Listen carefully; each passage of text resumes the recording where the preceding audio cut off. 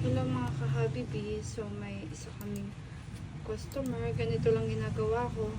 Dahil 10 nga yung pinapaprint niya, napakadami. Ang ginagawa ko, ayan, ipipaste. Tapos ang request niya is landscape. Ayan. Tapos gagalawin ko siyang ganyan. At sabi niya, sagad to the bone. So sagad sa buong whole A4 yung image.